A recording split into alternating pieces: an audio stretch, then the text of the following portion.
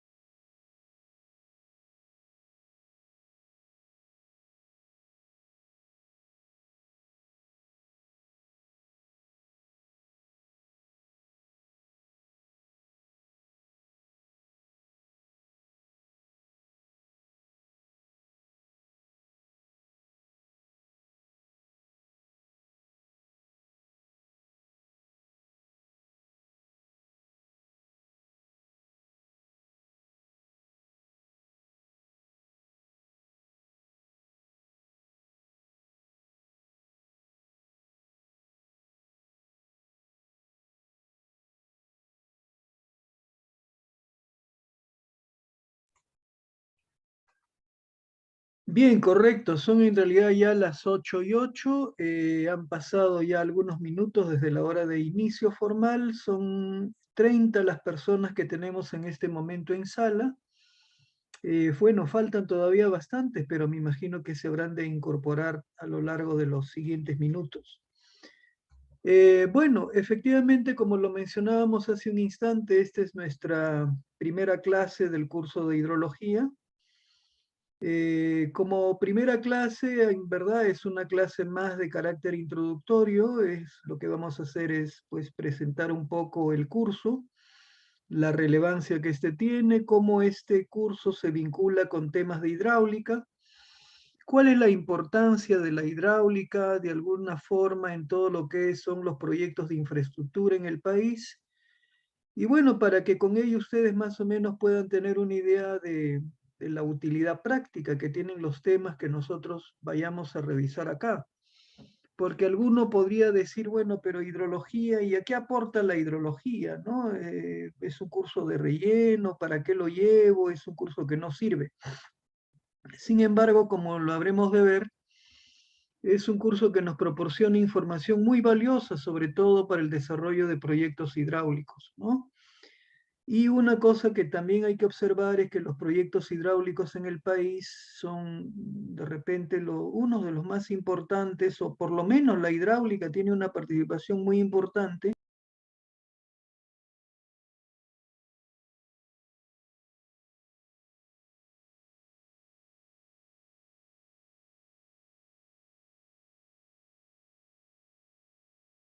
La tecnología aporta a los proyectos hidráulicos, cómo la hidráulica está presente en los proyectos de infraestructura y cómo los proyectos de infraestructura sientan la base fundamental para el crecimiento o el desarrollo de un país. Entonces, conclusión, el curso sí tiene una aplicación práctica, el curso sí tiene una utilidad concreta en proyectos reales que se desarrollan pues en...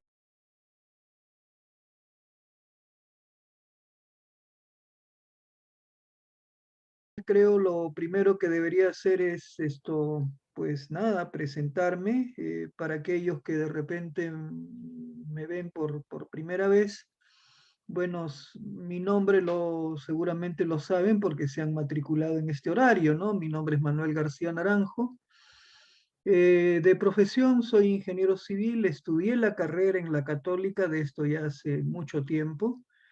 Justamente yo soy código 72, lo cual quiere decir que yo ingresé a la universidad en el año 72. Estamos hablando de hace 50 años. O sea, hace 50 años más o menos por esta fecha estaba empezando mis estudios universitarios. Bueno, la carrera la terminé en el año 77. De ahí el año 78, la misma Universidad Católica me invitó a formar parte del cuerpo docente como profesor a tiempo completo. En aquella época había un convenio de cooperación con el gobierno holandés y que fue lo que permitió la construcción de varias obras importantes en la universidad vinculadas con las carreras de ingeniería.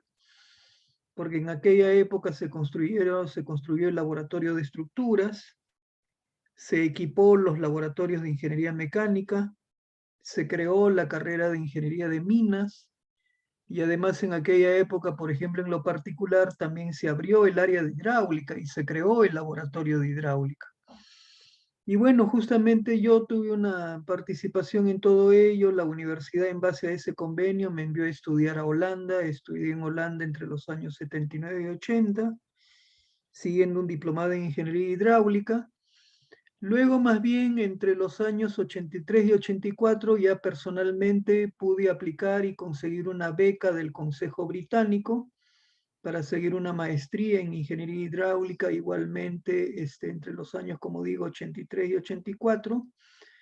De ahí regresé a la Universidad Católica, seguí trabajando a tiempo completo en lo que era el área de hidráulica como coordinador del área, como responsable del laboratorio hasta el año 98. A fines del año 98, más bien me invita a la UPC para trasladarme a la UPC, ¿no? Y bueno, efectivamente, ello se dio. y entre los años 1999 y 2004 tuve el cargo de director del área de ciencias en la UPC, y luego entre el año 2004 y 2014 tuve a cargo la dirección de la carrera de Ingeniería Civil también en la UPC. Sin embargo, siempre mi vínculo con la Católica permaneció a través del dictado de cursos, y es lo que ocurre hasta hoy, ¿no? Por ejemplo, este ciclo, bueno, me toca dictar el curso de hidrología, que es el que estamos iniciando. Igualmente dicto una sección del curso de mecánica y fluidos, e incluso participo en algunos cursos de capacitación que organiza el CETAM, ¿no? Que es un centro que ofrece al mercado, pues, cursos de especialización. Esa es un poquito mi historia. Tengo una pequeña empresa consultora vinculada con temas de hidrología e hidráulica. Y bueno, a lo largo de todos estos tiempos, indudablemente uno ha tenido la oportunidad de participar en numerosos estudios, ¿no? En muchos estudios vinculados con toda esta temática, repito, relacionada con la hidrología e hidráulica. Entonces, por lo menos, bueno, quieras o no, ya con los años transcurridos algo creo que se ha aprendido. Y bueno, es un poco la idea transmitir parte de estos conocimientos para que ustedes, primero identifiquen, bueno, cuál es la relevancia que pueden tener los temas que vayamos a tratar, que hagan suyos algunos conceptos esenciales, algunas cosas fundamentales, y que luego, quién sabe, lo puedan aplicar pues en el campo profesional. Ese es un poco lo que se buscaría, ¿no? Entonces, este es un curso, como bien saben, es un curso, diríamos, corto, es un curso de 2 horas semanales de dictado. En realidad se avanza a un ritmo bastante intenso, hay muchas cosas que se ven, pero no hay el tiempo tampoco para profundizar en mucho detalle, pero esperemos que lo esencial pues puedan asimilarlo, hacer lo suyo, y ojalá más adelante, cuando ustedes ya hayan concluido la carrera y vieran, por ejemplo, en la hidráulica una opción interesante de desenvolvimiento profesional, lo puedan aplicar, ¿no? Lo puedan aplicar, lo puedan utilizar en lo que son los proyectos del país, ¿no? Sobre todo, como digo, en el desarrollo de proyectos de infraestructura. Entonces, bueno, esa es un poco la presentación inicial mía, y la presentación inicial de cuál es el propósito del curso. De repente lo que vamos a hacer en primer lugar es compartir una presentación, sobre todo para identificar qué cosa es lo que el curso cubre, que ciertamente lo tienen ustedes en el sílabo, ¿no? O de repente incluso primeramente abrimos el sílabo, ¿no? Para siempre conservar la formalidad de la revisión del sílabo, tal vez es importante que le echemos una mirada. Entonces permítanme un momentito abrir el sílabo para compartirlo con ustedes un segundo, ¿ah? Por favor, disculpen. Vamos a ver.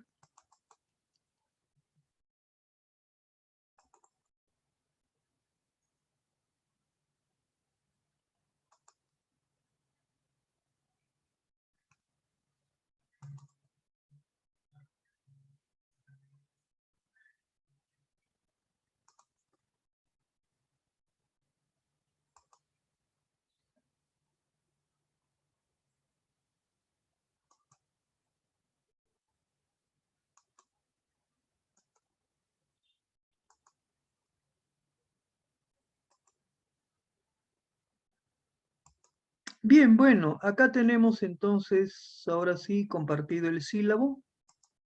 Vamos a ver de revisarlo.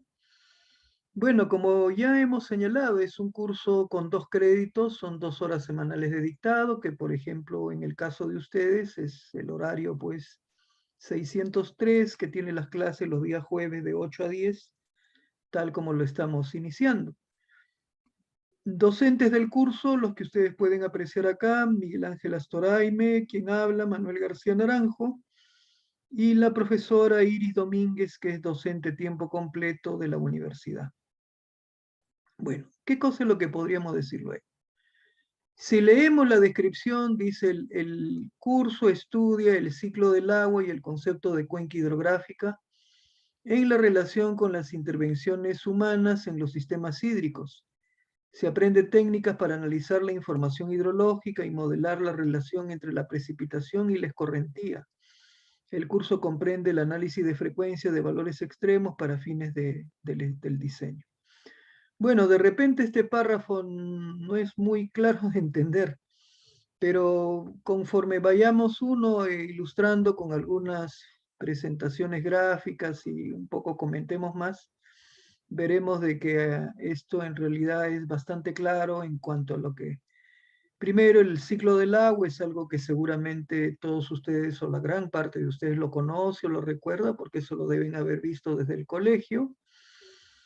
Y los procesos que analiza el ciclo del agua son aquellos pues que tal vez recuerdan, ¿no? Es hablar de la precipitación, hablar de la evaporación, hablar de la infiltración, hablar del flujo de agua superficial, de la escorrentía superficial o hablar del flujo de agua subterráneo. Porque como ustedes saben, y eso lo vamos a ver en alguna lámina gráfica, pues el ciclo del agua es un ciclo continuo mediante el cual el agua se evapora, ese vapor de agua forma las nubes muchas veces son empujadas hacia la zona continental, se rompe un equilibrio en el cual las nubes conservan o preservan el vapor de agua, se produce la precipitación cae al terreno, eso genera caudal, genera escorrentía, esa escorrentía a lo largo de los ríos llega al mar, y nuevamente el ciclo de evaporación desde la masa de agua en los océanos se produce y se repite el ciclo. Bueno, ese es al final de cuentas el ciclo del agua. Ahora, nosotros, ¿qué cosa es lo que vamos a revisar? Como se menciona por acá, tenemos, por ejemplo, un primer capítulo que nos habla justamente del concepto del ciclo del agua y de lo que son las características de la cuenca hidrográfica, ¿no? Y eso debiéramos de tratar de verlo en 4 horas, o sea, se supone que esta y la próxima semana. Luego viene un proceso importante dentro del ciclo hidrológico, que es el proceso de precipitación. Y acá, como dice, se tratará de analizar estas cosas, ¿no? Cómo se mide la precipitación, cómo se analiza la información pluviométrica, cómo se determina, entre otras cosas, la precipitación media en una cuenca. También 4 horas. Luego viene el tema de escorrentía, y la escorrentía nos llevará a ver primero cómo medimos los caudales, segundo cómo analizamos, cómo estimamos caudales, ¿no? Caudales normales, los caudales regulares que un río puede traer de acuerdo a la estación, de acuerdo a la época del año. Luego se tiene un capítulo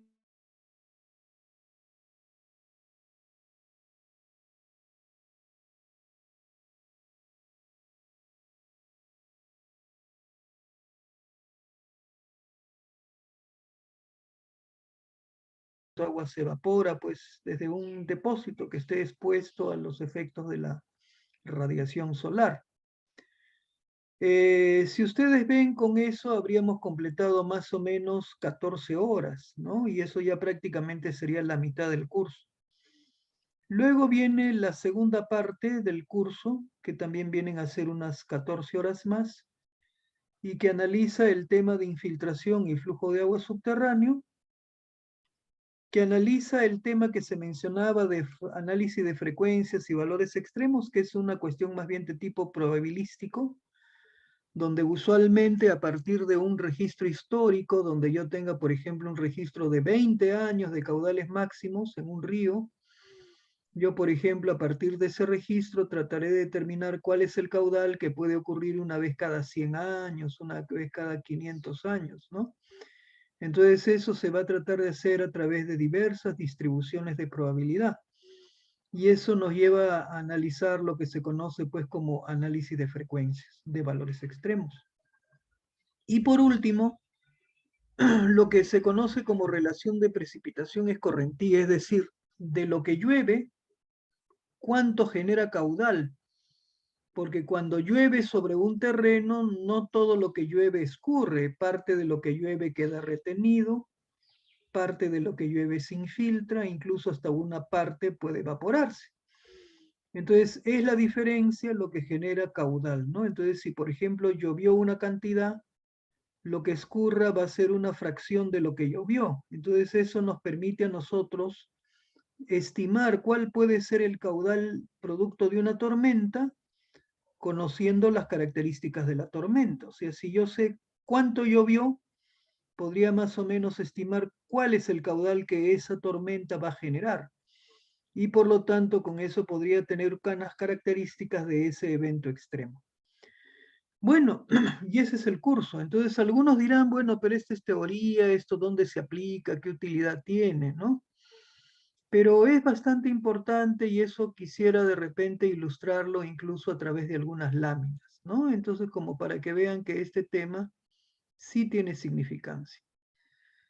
Y para eso vamos a ver justamente algunos casos que pueden ser casos dramáticos que han ocurrido conllevando pues fallas, colapso de estructuras y cosas que nos dan cuenta de cómo el agua cuando no es analizada, cuando los caudales, cuando la hidrología no es tratada correctamente, los diseños pueden ser equivocados y por lo tanto las obras pueden fallar. Entonces, eso vamos a tratar de revisarlo luego en otra presentación. Porque con esto, bueno, prácticamente tendríamos pues el sílabo. En cuanto a la evaluación, bueno, saben ustedes que en este curso lo que hay es simplemente dos exámenes. Un examen parcial que tiene peso 2, un examen final que tiene peso 3, y eso es, ¿no? Eso es todo lo que tenemos. Acá está incluso la fórmula de evaluación. 2 veces el examen parcial más 3 veces el examen final dividido entre 5. Bueno, eso es. Hay algunas referencias importantes. Acá hay un libro muy bueno, que es el libro de hidrología de Wendor Chereke. Yo tuve la oportunidad de trabajar con Wendor, un ingeniero muy responsable, muy serio, muy formal. Y que bueno, en el tiempo en que laboró en la universidad, elaboró algunos libros, elaboró en realidad 3 libros, ¿no? Uno de hidrología, uno de mecánica y fluidos 1 y uno de mecánica y fluidos 2 o de hidráulica de canales, ¿no? Lastimosamente el ingeniero Wendor, bueno, tuvo ya desde algún tiempo problemas de salud y bueno, es una persona en la actualidad pues ya fallecida, pero dejó para, creo, todos los años venideros, pues, algunas publicaciones, algunos libros importantes. Ahora, ustedes pueden encontrar seguramente a lo largo del ciclo también en el Paideia la información que se coloque y bueno, se va a colocar algunos otros textos, algunas referencias importantes que ustedes podrán consultar, ¿no? Aparte de la literatura que se señala por acá. El examen parcial, bueno, los exámenes parciales entiendo que son presenciales. Eso sí, ya me agarraron porque no sé si este curso está dentro de los que tienen examen parcial presencial. Entiendo que todos los cursos van a tener, de la facultad, van a tener exámenes presenciales. Pero eso más bien déjemelo consultar por favor con la coordinación para darles una respuesta certera, ¿no? No vaya a darles una respuesta equivocada y más bien confundirlos. Entonces déjenme ver ello con Iris Domínguez, que seguramente ella me podrá informar con mucha más precisión de qué naturaleza va a ser el examen de hidrología. Entiendo particularmente que va a ser presencial, pero déjenme confirmar si es que en este curso de repente hay una situación particular. Acá me dice Elber que sí serán presenciales, sí es lo que yo tengo entendido, pero como lo tengo entendido a un 85-90%, déjenme por favor reconfirmar y eso se los estaré de todas maneras manifestando con la seguridad correspondiente, ¿no? Pero sí entiendo que en la carrera los exámenes son presenciales, ¿no? No en todas las carreras de la universidad, pero sí en ingeniería civil. Y bueno, vamos a ver, bueno, acá ya se habla de la política contra plagio, etcétera, eso ya lo pueden revisar ustedes, creo. Esto vamos a dejarlo acá. Dejemos de compartir esta presentación y más bien lo que quisiera ahora compartir con ustedes es, como se señalaba, algunas láminas A ver, lo tenemos acá, un segundito. PPTs. Fotos ilustrativas. Acá está. Bien. Bueno, con esto lo que yo quisiera es más que nada ilustrar, entre otras cosas, la importancia que tiene la hidrología, sobre todo, por ejemplo, en la estimación de valores extremos, en la estimación de caudales máximos, de eventos extraordinarios que, digamos, si no son debidamente analizados, pueden traer consigo fallas, problemas serios en las obras de infraestructura. Eso vamos a tratar de verlo por acá. Permítanme compartir esta presentación. Ahí la tienen, creo que la están viendo. Acá pueden apreciar ustedes, por ejemplo, esto si no me equivoco es el río Guaycoloro, en el Niño del año 2017, y pueden ver ustedes cómo está descargando el río y cómo está la corriente tan intensa afectando el puente. Cosa que no debería de ocurrir, ¿no? Cosa que no debería ocurrir porque la descarga debería de pasar por debajo del puente, pero no atacar el puente, no golpear el puente. Y consecuencia de este accionar del agua, lo que ocurrió fue lo que pueden ver en esta lámina. Es justamente en la vía Ramiro Prialé, a la altura del puente Guaycoloro.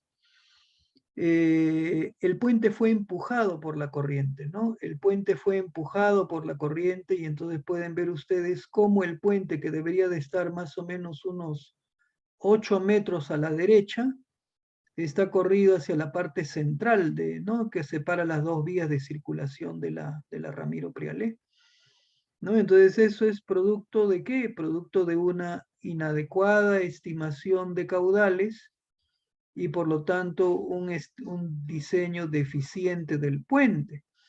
Aparte de otras cosas que pueden haber también asociadas de repente a falta de limpieza de cauce y otras razones que pueden motivar pues que haya ocurrido el problema que en realidad ocurrió en aquella oportunidad. Otro caso que pueden apreciar también es, por ejemplo, ¿no? Que fue en este caso el colapso del puente sobre el río Virú, ¿no? Esto en la zona ya norte del país, ¿no? Muy cerca de Trujillo. Y como pueden apreciar, el puente colapsó, con lo cual se cortó la circulación vehicular a lo largo de la carretera Panamericana Norte, con consecuencias graves, ¿no? Porque eso paraliza una de las vías de comunicación fundamentales entre el norte y el centro y la parte de la costa central del país, específicamente la capital.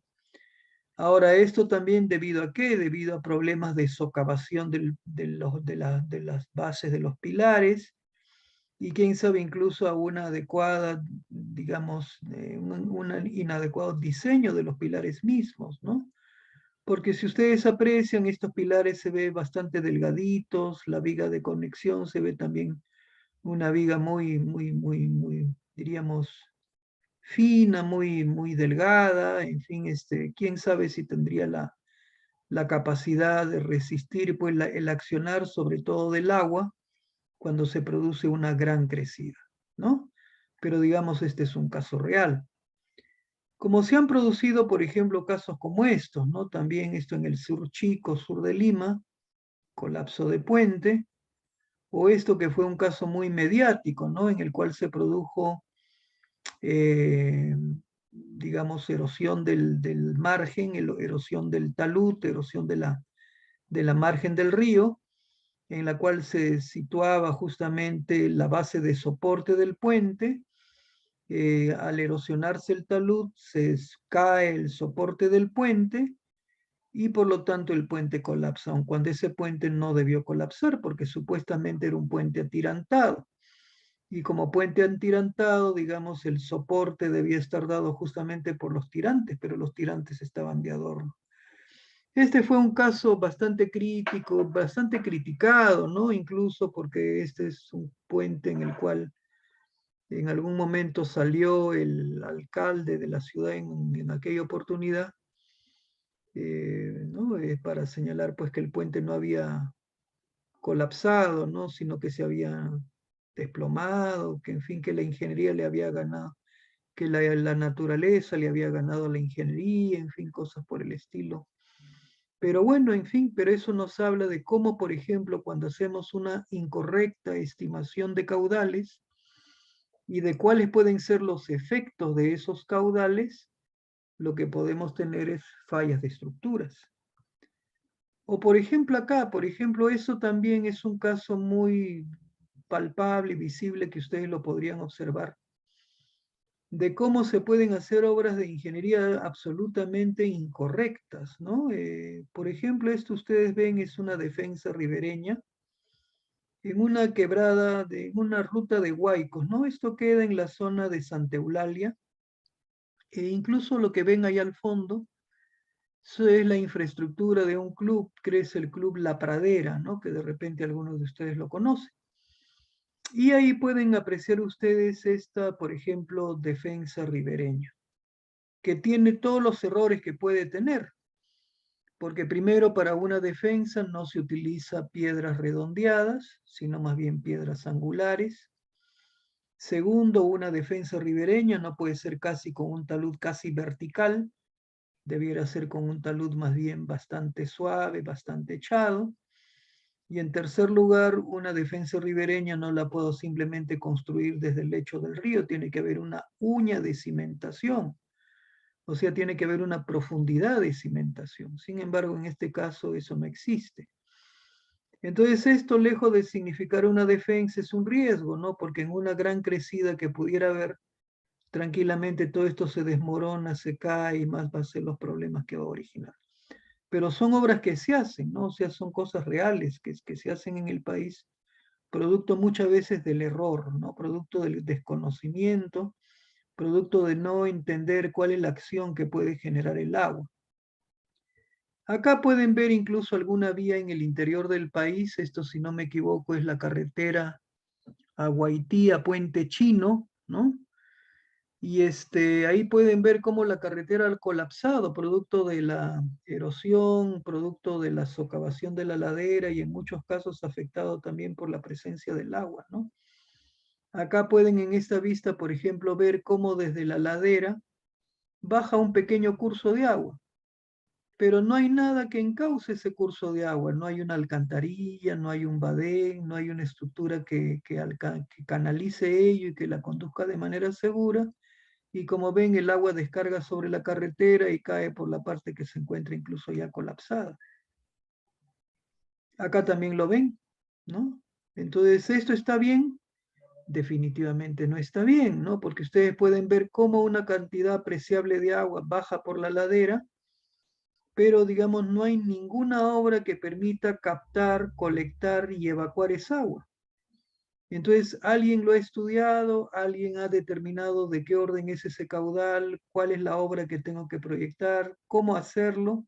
Aparentemente no lo han hecho. El resultado es el deterioro de la vía y el riesgo de que justamente el agua que se infiltra luego incluso genere un problema de socavación y con la pérdida de la carretera, ¿no?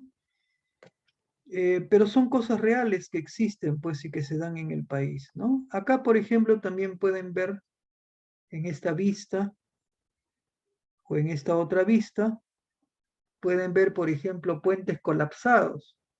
Y puentes colapsados porque el pilar de soporte ha sido socavado, ha sido erosionado, y lo que se ha producido, pues, es el movimiento del pilar, y como el pilar es el que le da soporte al puente, el puente cede, el puente falla. Entonces puede ser que la superestructura yo la tenga bien diseñada, pero si la subestructura no está bien diseñada, si la subestructura está mal proyectada, entonces la consecuencia es la que pueden ver ustedes en las fotos. Entonces, con estas vistas que hemos tratado de mostrar, se podrían ilustrar más vistas, ¿no? Pero creo que con esto tenemos suficiente. Lo que sí hemos tratado de mostrar es de qué orden puede ser la acción del agua, ¿no? Cuán severa puede ser la acción del agua y cómo puede afectar las obras de infraestructura que se desarrollan. Y todo esto ¿qué nos lleva? Nos lleva a tener que estimar bien los caudales, a tener que hacer correctamente cálculos de socavación, a tener que proyectar correctamente la cimentación de las estructuras. Y para todo ello justamente la hidrología va a aparecer, porque la hidrología es la que nos dirá de qué magnitud es el caudal, de qué magnitud puede ser aquel caudal máximo que de alguna manera pudiera generarnos problemas. Entonces, ese va a ser uno de los seguramente aspectos más significativos que tendremos del curso. De qué características pueden ser las tormentas más severas, de qué características puede ser el caudal que descargue, qué efecto ese caudal puede generar, ¿no? Entonces, eso es lo que fundamentalmente nosotros trataremos de ver, con la idea de que cuando ustedes, digamos, si fuera el caso, mañana más tarde proyectaran este tipo de obras, la proyecten correctamente, ¿no? Y no ocurra lo que ha sucedido en el país incluso o que ocurre recurrentemente con los fenómenos del niño. Siempre, como ustedes saben, nuestro país está sujeto a la ocurrencia del niño, ¿no? Que ocurre cada 15, cada 20 años. Si recordamos las fechas, ha habido fenómeno del niño en el año 83, ha habido fenómeno del niño en el año 98, ha habido fenómeno del niño en el año 2017. Y estos eventos de niño que normalmente, bueno, afectan sobre todo la zona norte del país, la zona de Tumbes, Piura, incluso Lambayeque y hasta La Libertad, normalmente cuando ocurre es sinónimo de desgracia, ¿no? Sinónimo de fatalidad. Y para dar algunos números, solo el fenómeno del niño del año 2017 trajo consigo más de 300 puentes destruidos o dañados.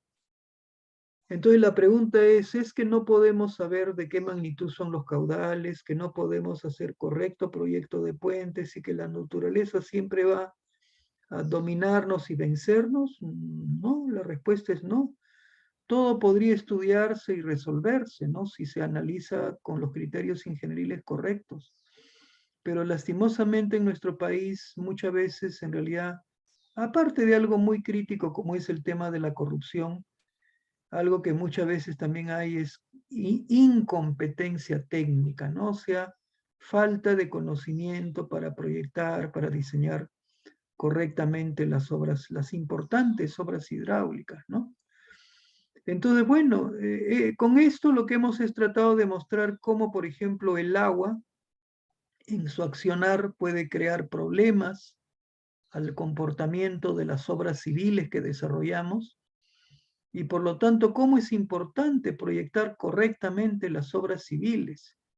Pero para proyectarlas correctamente tengo que conocer pues los caudales, tengo que saber todo el tema hidrológico, tengo que haberlo manejado solventemente para tener una idea de cuánto llueve, de cuáles son los caudales y por lo tanto para qué condiciones de diseño tengo que yo proyectar las estructuras. Si no lo sé, lo que proyectaré va a destruirse o va a quedar seriamente dañado ante el primer evento severo que pueda ocurrir, ¿no? Bueno, entonces esa es un poquito la relevancia que tiene el curso, ¿no? El curso lo que nos permite es contar con parámetros de diseño para luego proyectar las obras. ¿En este curso vamos a diseñar? No, en este curso no se diseña. En este curso lo único que se hace es estimación de parámetros de diseño, que es muy diferente. Yo sabré para qué caudal máximo tengo que diseñar. Yo sabré qué caudal puedo aprovechar para, por ejemplo, un proyecto de riego, o qué caudal puedo aprovechar para un proyecto de una central hidroeléctrica, o qué caudal puedo aprovechar para digamos, una planta de tratamiento de agua potable. O podré saber cuánto llueve de repente en un aeropuerto para luego poder proyectar un sistema de drenaje. O podré saber qué caudal máximo trae un río para, bueno, proyectar un puente, que un puente tenga, bueno, los pilares bastante bien cimentados y que el puente no sufra daño, ¿no? O qué caudal máximo puede traer un río de modo de que yo proyecte las obras de defensa ribereña. ¿Diseños vamos a hacer? No, pero sí vamos a determinar los parámetros de diseño, ¿no? Los parámetros fundamentales. Eso es lo que nos brinda la hidrología.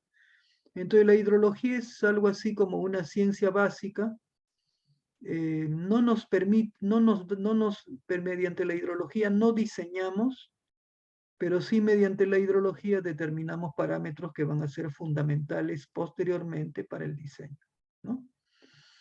Este curso podríamos decir que forma parte pues de una de las líneas de formación de la carrera, y para eso incluso de repente vale la pena también ilustrar otra lámina que espero tenerla por ahí un segundito. Un ratito.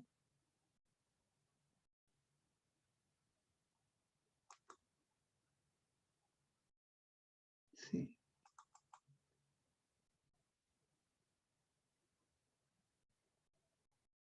Bien. Bueno, acá podríamos de repente compartir con ustedes otra lámina.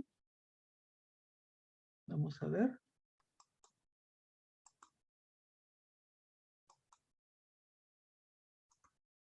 Esta lámina que da cuenta de lo siguiente: ¿cuáles son los campos de desenvolvimiento del ingeniero civil? Cosa que de repente, bueno, para ustedes todavía no es muy claro, porque este curso, no sé si me pueden confirmar, creo que es un curso de quinto, sexto ciclo, ¿no? No sé si es quinto, sexto, debe ser sexto ciclo, ¿no? Por el horario que es 603. Entonces, como curso de sexto ciclo, evidentemente ustedes todavía no han transitado por todo lo que corresponde a los campos de la carrera, ¿no? Están probablemente en la parte general, la parte introductoria más bien, ¿no? Pero en realidad cuando vemos cuáles son los campos de la ingeniería civil, más o menos lo tienen listado hacia el lado derecho, ¿no? Podríamos hablar, por ejemplo, de la ingeniería hidráulica, y ya luego detallaremos qué cosa comprende toda la ingeniería hidráulica. Podríamos hablar de la ingeniería geotécnica, que tiene que ver con el estudio de los suelos, con el estudio de túneles, con todo lo que tiene que ver con la ingeniería de cimentaciones, todo lo que es el diseño estructural para proyectar obras con un diseño pues adecuado desde el punto de vista de diseño sismo resistente, sobre todo en un país como el nuestro. Un campo muy importante, yo diría, para el país, que es el campo de la ingeniería de transporte, porque el transporte lo que asegura es la conectividad, ¿no? Y la conectividad es esencial para el crecimiento y el desarrollo de un país. Un país que no tiene vías de comunicación, un país que no tiene pues carreteras, que no tiene vías férreas, que no tiene, digamos, rutas para la circulación de las cadenas de suministro, es un país normalmente condenado al atraso. Entonces, ingeniería de transporte es fundamental porque lo que busca es justamente asegurar todo lo que tiene que ver con la conectividad al interior de un país, e incluso para tejer vías de comunicación con países vecinos, ¿no? Campos muy importantes también, bueno, la construcción, que tiene que ver con la realización de los proyectos, la parte tecnológica de la construcción, y también un campo importante que es la gestión de los proyectos, ¿no? Donde ahí se ve todo lo que es gerencia de proyectos, planificación y control, productividad, logística en la construcción, proyectos de inversión pública, ¿qué más? Gestión de equipos y maquinarias, etcétera. Hay tantas cosas que comprende la gestión de proyectos, ¿no? Y bueno, una disciplina también transversal que es la ingeniería ambiental. En realidad, cuando nosotros hablamos, por ejemplo, de ingeniería hidráulica, o hablamos de este curso podríamos inscribirlo dentro de lo que es la ingeniería hidráulica. Y si hablamos de la ingeniería hidráulica, ¿qué comprende la ingeniería hidráulica? Porque alguien podría decir, pero ¿y qué cosa es lo que comprende esto, no? Y ustedes pueden ver hacia el lado izquierdo más bien, más o menos todo lo que está comprendido, ¿no? Obras de represamiento, centrales hidroeléctricas, proyectos de irrigación, todo lo que tiene que ver con el desarrollo de proyectos de hidráulica fluvial, por ejemplo, encauzamientos, defensas ribereñas, control de inundaciones, ¿no? El desarrollo de puertos fluviales. Los estudios de ingeniería costera, estudios de las olas, estudios de las mareas, estudios del transporte de sedimentos en el mar, el diseño de puertos marítimos, todo lo que está relacionado con el aprovechamiento del agua subterránea, la explotación de pozos, ¿no? El estudio de acuíferos, ¿no? El diseño de obras de drenaje, ¿no? Cuando tenemos un nivel freático alto, muchas veces cómo se proyectan obras de drenaje, obras de saneamiento, ¿no? Agua potable, alcantarillado, e incluso una cosa muy importante, las obras hidráulicas en el sector minero. Entonces, si ustedes ven, el campo de la hidráulica es bien amplio. Nosotros en el curso, ¿qué vamos a ver de todo esto? La verdad, no vamos a ver nada, porque este curso, como ya se dijo, no enfrenta el diseño. El diseño, en todo caso, ya podría verse en un curso como Ingeniería de Recursos Hídricos, o el curso de, digamos, algunos lo llaman también Ingeniería de los Recursos Hidráulicos. En este curso de hidrología, como ya se ha señalado, lo que vamos a ver básicamente es la determinación de parámetros de diseño, luego de un estudio acucioso de lo que son los procesos del ciclo hidrológico, ¿no? Y eso es lo que vamos a hacer. Ahora, si quisiéramos hablar un poquito de la relevancia de todos estos temas, porque alguien podría decir, bueno, pero esto, ¿qué importancia tiene? Yo quiero ser estructural, ¿no? O yo quiero ser constructor porque eso es lo más importante, la construcción de casas, la construcción de edificios, la construcción de centros comerciales, en fin, ¿no? Eso es lo fundamental.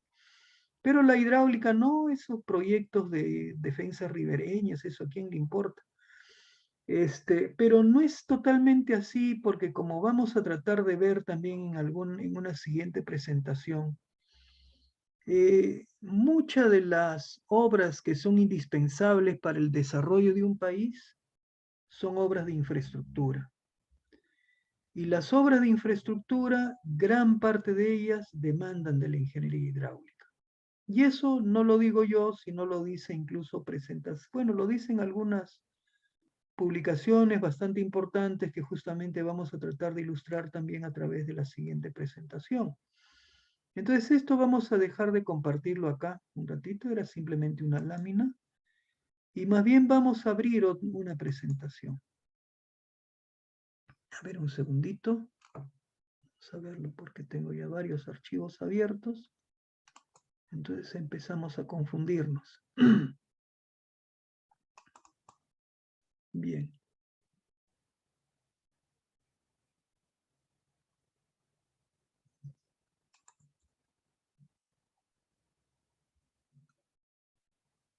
Bien, correcto. Bueno, vamos a ver ahora sí.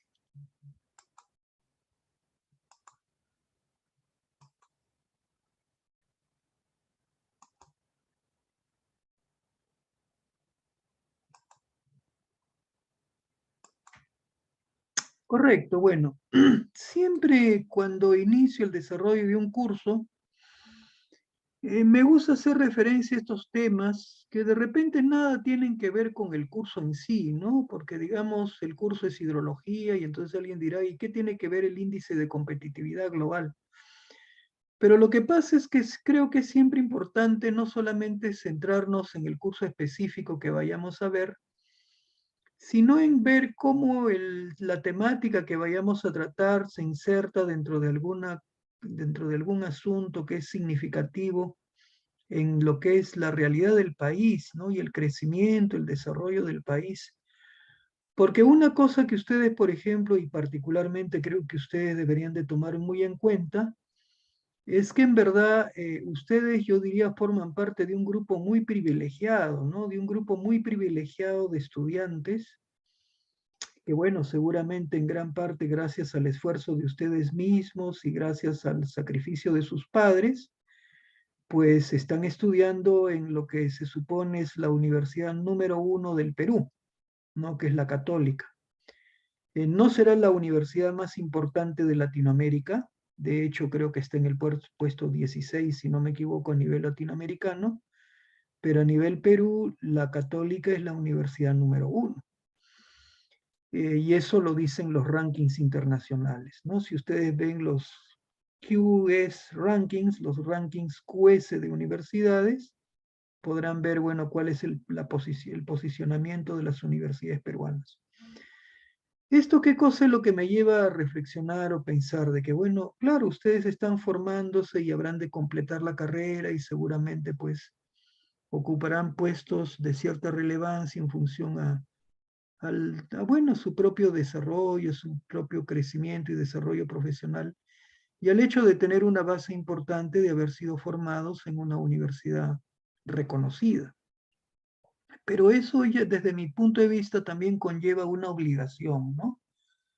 O un compromiso, ¿no? Y ese compromiso es por lo menos estar comprometidos con la mejora de la situación general de nuestro país. O sea, si hemos tenido la oportunidad de estudiar y de terminar una carrera y de por lo menos alcanzar seguramente posiciones expectantes de desarrollo personal, pues claro, creo que tenemos un compromiso con el país, un compromiso con este Perú, que es una tierra tan bella y tan generosa, pero que lastimosamente con el correr del tiempo nunca ha podido embarcarse o proseguir un desarrollo y un crecimiento sostenible, ¿no? Un crecimiento que se materialice en que nuestro país sea pues prácticamente un país de primer mundo. Porque por todos los recursos naturales que el Perú tiene, por todos los recursos naturales que hay en el mar, que hay bajo tierra, que hay en la Amazonía, fauna, flora, riqueza natural enorme, nuestro país debería ser llamado a ser un país de primer mundo, pero no lo es. Y eso no es atribuible a la tierra, es atribuible a nosotros mismos. Entonces ahí creo que es muy importante, al margen de tener la parte técnica y el conocimiento técnico de un curso, saber cuál es el rol que nos compete, ¿no? ¿Qué podemos hacer para que el país mejore, ¿no? Y para eso creo que es importante por lo menos ver un diagnóstico, ver cómo estamos, en qué cosas que el Perú tiene que mejorar, qué debe hacer para mejorar y qué cosa podemos hacer nosotros por ello, ¿no? Generación como la mía difícilmente pues ya podrá resolver cosas, ¿no? O sea, personas ya como en el caso mío, ya con 67 años encima, bueno, ya lo que podremos hacer será comunicar, transmitir algunas ideas, transmitir algunas cosas, pero son probablemente las nuevas generaciones como ustedes las que tienen pues de alguna manera un rol que cumplir, ¿no? Para que este Perú sea diferente. Y entonces este propósito de esta presentación es justamente ver cómo estamos, que ustedes vean la importancia que tienen las infraestructuras, cómo la hidráulica forma parte fundamental del desarrollo de la infraestructura nacional y por lo tanto puedan apreciar de que los temas que vamos a ver están íntimamente ligados pues con el bienestar y el crecimiento del país. Bueno, esta lámina, que es una lámina que corresponde al reporte de competitividad global elaborado por el Foro Económico Mundial en el año 2018, muestra que el Perú está en el puesto 72 de 137 países, con un PBI per cápita donde dice GDP per cápita, ese se entiendas en castellano como PBI per cápita del orden de $6.000 al año, ¿no? O sea, $500 mensuales. Lo cual a grosso modo sería un monto de más o menos pues 500 por 4, casi 2.000 soles mensuales, ¿no? Por habitante. Es decir, si toda la producción del país se dividiera entre cada habitante, a cada habitante le tocaría 2.000 soles mensuales, ¿no? Y es más o menos el ingreso promedio nacional que existe, ¿no? O sea, no está muy lejos de ello. Ahora, esta entidad que es el Foro Económico Mundial cataloga los países y analiza tres aspectos fundamentales a tomar en cuenta para establecer la competitividad. Uno es lo que denomina requerimientos básicos, que ahí lo pueden ver hacia el lado izquierdo como subíndice A, que dice Basic Requirements, ¿no? Requerimientos básicos. Y bueno, se supone que esa es la parte más importante, o sea, porque esos son como los pilares. O sea, si yo quiero que un país crezca, que un país se desarrolle, que un país sea floreciente, próspero, que haya calidad de vida, que haya actividad económica, etcétera, ¿qué se necesita? Se necesita lo que ahí se establece como requerimientos básicos a cumplir. ¿Cuáles son? Tener instituciones sólidas, o sea, que el aparato del Estado sea un aparato eficiente, ¿no? Un aparato eficiente, un aparato muy competente, muy eficiente, muy moderno, ¿no? Entonces, ¿cómo estamos ahí? Estamos en el puesto 116. Estamos en la cola, ¿no? Y eso que esta es una evaluación del año 2018, ¿no? No toma en cuenta toda la crisis política que ha habido, todos los temas del Lavallato, todos los temas incluso de la situación de ingobernabilidad prácticamente que existe actualmente, con un gobierno sin rumbo, sin eje, y que en realidad no sabe ni a dónde va y que pone a cualquier persona al frente de los ministerios para cumplir una función pública cuando no tienen ni siquiera la idoneidad o la competencia para hacerlo. Pero esa es la situación que estamos viviendo. Y bueno, situación que por otro lado vivimos porque hay muchos que, bueno, y mayoritariamente votaron por la opción que actualmente nos gobierna, porque esa es la realidad. Pero bueno, quieras o no, eso que se ve reflejado en el puesto 116 que tenemos, ¿no? En lo que es instituciones públicas, o sea, la eficiencia del gobierno central. Se habla luego de la infraestructura como un eje fundamental y ahí estamos en el puesto 86. Acá más bien les preguntaría y me gustaría que ustedes comentaran a qué nos referimos con infraestructura. Cuando hablamos de infraestructura, ¿de qué estamos hablando? ¿Qué me pueden comentar? Lo pueden hacer a través del chat o a través del micro. Buenos días, profe. ¿Qué tal? Buenos días. Yo creo que se refiere a la construcción de carreteras, vías, puentes que permitan unir las localidades más lejanas para que tengan acceso a servicios, a educación de calidad y Excelente, no queden excelente. olvidados por la lejanía. Así es. Ese es, por ejemplo, dentro de lo que es el amplio campo de la infraestructura, uno de los ejes fundamentales, ¿no? Todo lo que tiene que ver con comunicaciones, infraestructura de transporte y todo lo que nos hable de la importancia de la conectividad, ¿no? La importancia de la conectividad, que como bien se señala, eso lo que trae, pues, es desarrollo económico, calidad de vida, y trae muchas cosas. Pero bueno, la infraestructura no solamente se queda ahí, sino que aparte de todo lo que tiene que ver con vías de comunicación, ¿qué cosa más estaría comprendido dentro de lo que es infraestructura? ¿Qué otra cosa más? En realidad hay varias más, ¿eh? Aparte de lo que son vías de comunicación, aparte de puentes, aparte de carreteras, aparte de ferrocarriles, de aeropuertos, de puertos, que todo tiene que ver con transporte, está, por ejemplo, infraestructura de saneamiento, agua potable y alcantarillado, infraestructura eléctrica, todo lo que tiene que ver con el acceso a la energía, ¿no? El acceso a los servicios eléctricos, ¿no?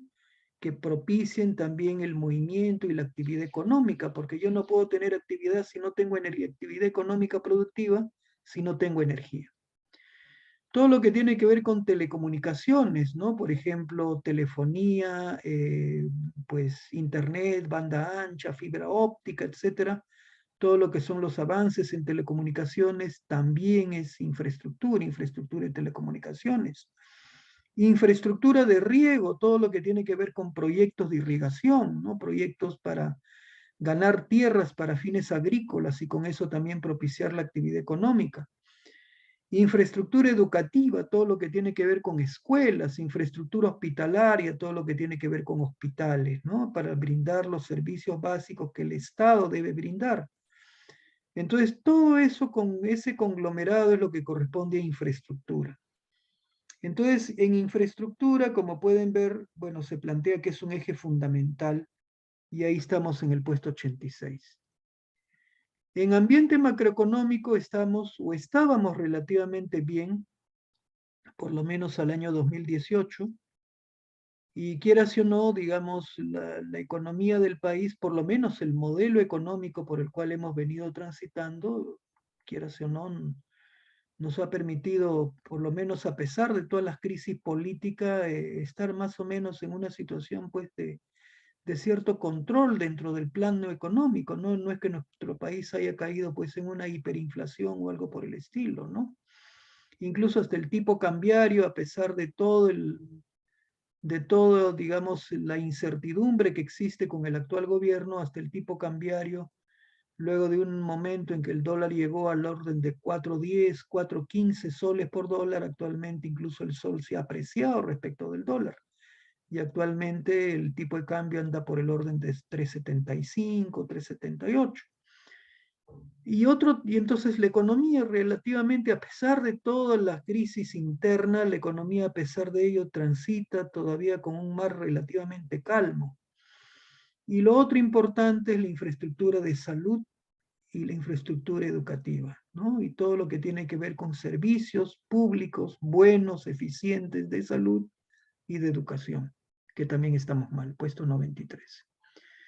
Y si ustedes ven aspectos relacionados con la ingeniería, con la tecnología, vean el pilar número 9, que es el pilar de tecnología, donde estamos en el puesto 86, y vean el último pilar, que es el pilar número 12 sobre innovación, que estamos en el puesto 113.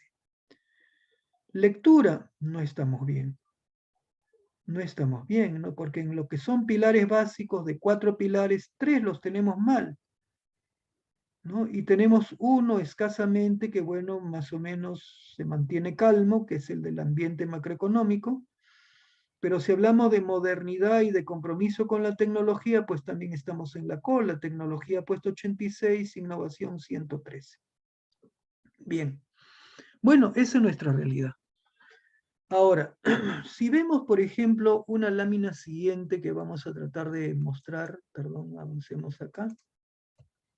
Acá, por ejemplo, ven el caso de nuestro país vecino, Chile. A diferencia nuestra, Chile está en el puesto 33 y su PBI es más del doble del nuestro. Y todo aquello en lo cual nosotros estamos mal, Chile está relativamente bien, ¿no? Instituciones, puesto 35, nosotros 116. Infraestructura, puesto 41, nosotros puesto 86. Salud y educación, bueno, puesto 66, nosotros 93. Tecnología, puesto 38, nosotros 86. Innovación 52, nosotros 113. Bueno, Chile está definitivamente pues mejor y por eso es la economía latinoamericana mejor posicionada, ¿no? Ahora, podríamos ver incluso otra lámina, esto vamos a avanzar rápidamente porque lastimosamente no tenemos mucho tiempo, pero veamos este caso, que alguien diría, oye, pero ¿y qué haces poniendo una lámina similar de República Checa? Porque República Checa está bastante lejos, ¿no? O sea, República Checa es lo que antes formó parte de Checoslovaquia y que, bueno, formó parte de la Unión Soviética hasta el año 91 en que cae la Unión Soviética y hace 30 años República Checa se independiza, ¿no? Se independiza Checoslovaquia, se divide en dos países, República Checa y Eslovaquia, y bueno, surge una nueva república independiente que es República Checa. Año 91, hace 30 años. En 30 años, República Checa ha llegado a ocupar el puesto 31 con un PBI que es el triple del nuestro. Nosotros en 200 años de independencia estamos en el puesto 72. Entonces, definitivamente algo que podemos sacar como conclusión es que hay algo que estamos haciendo mal. Porque ¿cómo puede ser que un país, como en este caso República Checa, en 30 años alcance el puesto 31 a nivel global y nosotros en 200 años estemos en el puesto 72? ¿No? La culpa la tenemos nosotros mismos. Y por eso es que decía en un inicio el rol que les corresponde a todos ustedes en ese propósito, ¿no? La idea no es solamente desarrollarme y crecer profesionalmente y tener dinero y ser rico, ¿no? Sino además tratar de tener una perspectiva y decir qué puedo hacer para que mi país efectivamente se encamine a algo mejor, ¿no? Y si ven un caso también muy emblemático, podríamos ver el caso de Singapur, ¿no? Un país muy pequeño en el Asia y que en el reporte de competitividad global del año 2019 ya figura en el primer lugar. Singapur, ¿no? No es que sea la economía más grande, el país más grande, el país más rico, ¿no? El país más competitivo a nivel mundial, ¿no? Singapur. Entonces, eso nos dice, pues, cómo algunos países hacen las cosas bien. Y por ello, si tuviéramos que ver modelos de fuera, porque muchas veces a veces se dice, bueno, vamos a ver algún modelo de fuera. No tendría pues que ver el modelo de Bolivia, ¿no? No voy a traer como asesor a Evo Morales para mi gobierno, ¿no? No tendría sentido, ¿no? O sea, lo que tendría que hacer es ver aquellos países que efectivamente significan ejemplos de crecimiento, ejemplos de desarrollo. El caso de Singapur, el caso de Corea del Sur, el caso de República Checa, el caso de los países europeos, algunos de ellos social cristianos, el caso de Dinamarca, el caso de Finlandia, el caso de Noruega, el caso de Suecia, y bueno, sin mencionar pues países europeos conocidos por todos ustedes, creo que son ejemplos muy interesantes a ver y preguntarnos qué es lo que estos países hacen para alcanzar los niveles de riqueza, de desarrollo, de calidad de vida que nosotros no podemos alcanzar, ¿no? O incluso sin ir muy lejos, ¿qué hace Chile, ¿no? Para poder haber llegado a ser la economía latinoamericana más avanzada, ¿no? Más desarrollada en esta región, ¿no? Bueno, eso es interesante tomar en cuenta. Ahora, si vemos esta lámina que incluso está colocada acá textualmente, también es interesante ver porque ¿qué nos dice? ¿No? Esto es lo que nos dice el Foro Económico Mundial. Y lo que nos dice es qué es lo que debe hacer el Perú, ¿no? Nos dice, el Perú necesita robustecer sus instituciones públicas, incrementando la eficiencia del gobierno, combatiendo la corrupción y mejorando la infraestructura. En adición, además esto, el Perú requiere, digamos, construir la capacidad de generar y usar conocimiento orientado hacia una economía diversificada, ¿no? Lo cual requiere elevar la calidad de la educación, la cual actualmente no es capaz de proveer las destrezas o habilidades necesarias para una economía cambiante.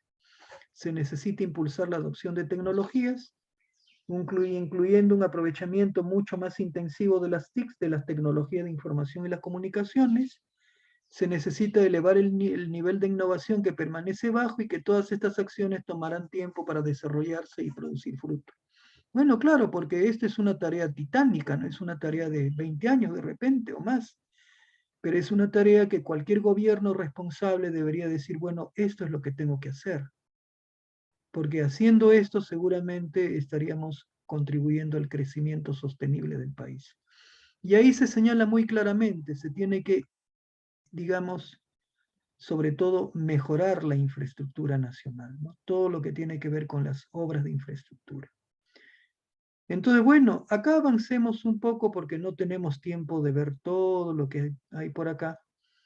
Pero cuando hablamos de infraestructura, pueden ver ustedes, por ejemplo, bueno, en una calificación de la infraestructura, del 1 al 7, donde 1 es la calificación más baja y 7 es la más alta, el Perú tiene la calificación 3,5. 3,5 sobre 7. Y bueno, claro, le ganamos a Bolivia, le ganamos a Venezuela, lo cual no es decir mucho, pero casi todos los demás países latinoamericanos nos ganan. Ahora alguien dirá, bueno, pero esto, ¿qué importancia, qué relevancia tiene? Y los países desarrollados tienen una calidad de infraestructura del orden de 6 o más, ¿no? En general tienen una calidad, un nivel de infraestructura de 6 o más sobre 7. La importancia de todo esto radica en que hay una relación directa entre la calidad de la infraestructura y el nivel de riqueza expresado por el PBI. O sea, si yo tengo una calidad de infraestructura pobre, yo voy a ser un país pobre. Si tengo una calidad de infraestructura bien desarrollada, voy a ser un país rico. ¿De acuerdo? Hay una relación directa entre la calidad de la infraestructura y el nivel de riqueza, expresado por el PBI per cápita. Como ustedes pueden ver, en el caso nuestro, bueno, le ganamos a Bolivia, pero todos los demás países nos superan. Y bueno, ahí pueden ver más o menos en la parte delantera Chile, Uruguay y Panamá, que son los países que en realidad se podría decir son los que marcan pues el crecimiento, el desarrollo, el nivel de riqueza a nivel latinoamericano, ¿no? Sobre todo Chile. Chile y Uruguay con el mayor PBI pues que tienen estas naciones, ¿no? PBI per cápita. Bueno, eso entonces nos dice cuán importante es la infraestructura. Y entonces si vemos esta lámina, lo que podríamos ver es cuánto es lo que el país tiene que invertir en infraestructura. Y ustedes pueden apreciar acá que el país debería de invertir en infraestructura una cantidad bastante apreciable. Estamos hablando de más o menos 160.000 millones de dólares, de los cuales 57.000 deberían referirse a transporte, 31.000 deberían referirse a energía 27.000 deben referirse a telecomunicaciones, 19.000 a salud, 12.000 agua saneamiento, 8.500 a proyectos hidráulicos y educación cerca de 5.000 millones de dólares, ¿no? De inversión en esos rubros. Incluso si lo ven desagregado, lo pueden ver acá. Y como pueden ver, por ejemplo, lo que más debe de invertirse es en carreteras y también en lo que es todo lo que tiene que ver con banda ancha, internet, en telecomunicaciones y con lo que es el desarrollo de ferrocarriles. Y bueno, también el tema energético, como se ha dicho, ¿no? Entonces, ahora cabe una pregunta, ¿no? ¿Y dónde estará presente la hidráulica? ¿La hidráulica tendrá que ver con algo de estos temas? ¿Qué creen ustedes? ¿Dónde podrá estar presente la hidráulica? ¿Quién me diría dónde está presente la hidráulica? ¿Quién me podría comentar dónde está presente la hidráulica en estos temas? Temas fundamentales para el desarrollo del país.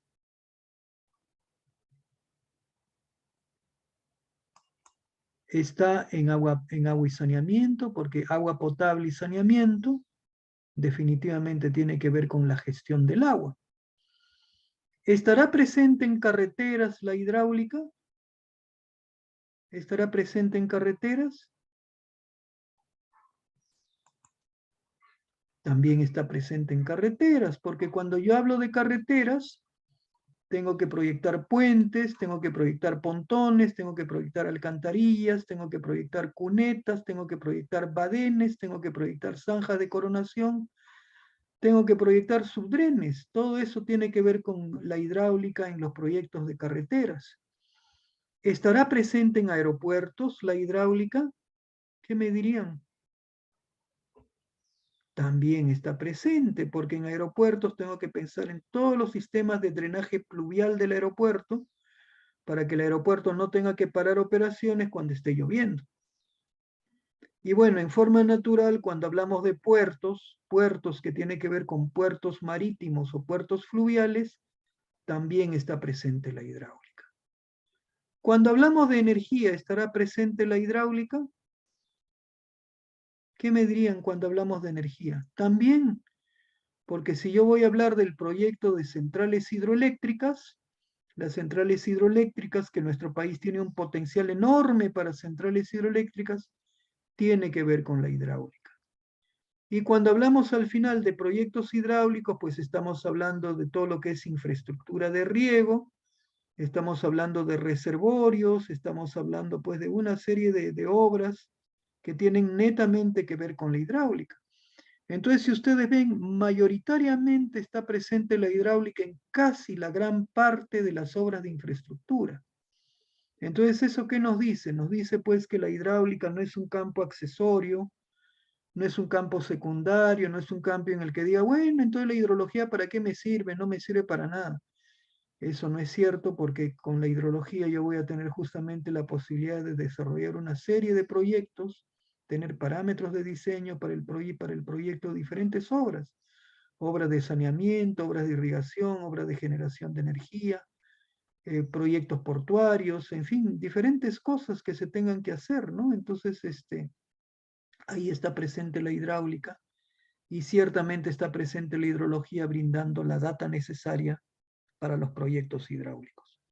Bueno, esto quería resaltarlo y para confirmar la importancia de la infraestructura, porque de repente alguien podría decir, bueno, pero esta es invención simplemente, comentario que no tiene un fundamento muy sólido. Vamos a tratar de compartir con ustedes un video muy interesante. Bueno, no vamos a ver todo el video porque con eso consumiríamos toda la clase, porque es un video de 2 partes, cada parte tiene 20 y tantos minutos, o sea, son como 45 minutos. No tenemos el tiempo para ver el video, pero ustedes lo pueden ver en casa. Pero digamos, sí vamos a ver de compartir por lo menos los primeros instantes, ¿no? Entonces, share. Vamos a compartir toda la pantalla, vamos a compartir sonido, vamos a optimizar el video y share. Y acá vamos a ir a ver lo siguiente. Vamos a YouTube. Y acá en YouTube vamos a colocar cartógrafo, acá está cartógrafo del futuro. Bueno, acá pueden ver ustedes, y creo que lo están apreciando, justamente dos videos. Son las dos partes del video, ¿no? Que dice cuando ya no esté Iñaki en Asia, cartógrafo del futuro parte 1 y luego parte 2. Esto está referido a uno de los diferentes capítulos de un programa de televisión español que lo conducía el periodista Iñaki Gabilondo, una persona de cerca de 70 años. Y que bueno, se pregunta cómo va a ser el mundo cuando él ya no esté, o sea, cómo será el mundo de acá 20 o 25 años, y para lo cual él va preguntando, va entrevistando a muchas personalidades en diferentes partes del mundo. Y en este capítulo él se traslada a Singapur para entrevistar a un joven profesional, pero un profesional se ve de primerísimo nivel, que es un experto en geopolítica, en infraestructura y además es asesor del Foro Económico Mundial y de incluso asesor del gobierno americano. Y este señor Parag Gana es un hindú, pero que labora en Singapur, justamente resalta cuál es la importancia que tiene la conectividad y cuál es la importancia que tienen las infraestructuras, ¿no? Entonces, revisando esta entrevista, que para mí es una entrevista muy, pero muy interesante, se puede tener una idea de cuán significativo para el desarrollo de un país es su infraestructura, cuán importantes son las vías de comunicación, cuán importantes son los oleoductos, los gasoductos, las cadenas de suministro, ¿no? Todo lo que de alguna manera activa la actividad económica y pone en movimiento un país y todo su eje productivo, ¿no? Entonces, bueno, vamos a simplemente compartir los primeros instantes, pero ya más bien la idea sería que si a ustedes les interesa el tema, lo traten de ver en algún rato libre. Entonces ahí lo tenemos. Si no quiero hacer un video de mí mismo así, puedo hacer uno muy lindo de una caricatura de mí. ¿Quieres una? Exactamente.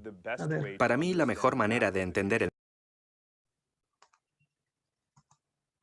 Bueno, lastimosamente tengo que cortar el video porque como dije no podríamos verlo íntegramente, pero creo que han podido apreciar de quién estamos hablando, lo pueden buscar en internet simplemente como cartógrafo del futuro y corresponde a esta serie de programas muy interesantes. Si por ahí tienen tiempo ustedes, algún rato libre, siempre hay programas muy interesantes. Esta serie de entrevistas, creo que el programa de Iñaki tuvo algo de 4 temporadas y este que están viendo, por ejemplo, que hemos mostrado, corresponde a la segunda temporada y el capítulo 4. Pero digamos, este señor entrevistó a muchas personalidades en muy diferentes ámbitos, ¿no? Entonces, para quien quiere informarse, saber un poquito más, es una muy buena opción ver las entrevistas que desarrolló Iñaki Gabilondo, ¿no? Tratando de proyectarse 25 años más y tratando de ver cómo será el mundo, que bueno, que ya personas como nosotros evidentemente ya no veremos, ¿no? Pero que ciertamente son ustedes quienes van a vivirlo seguramente, bueno, ya en aquel momento seguramente con sus 45, 50 años de vida, ¿no? Ya entonces verán cómo habrá de ser el mundo de que ahora se proyecta pues de aquí a 25 años, ¿no?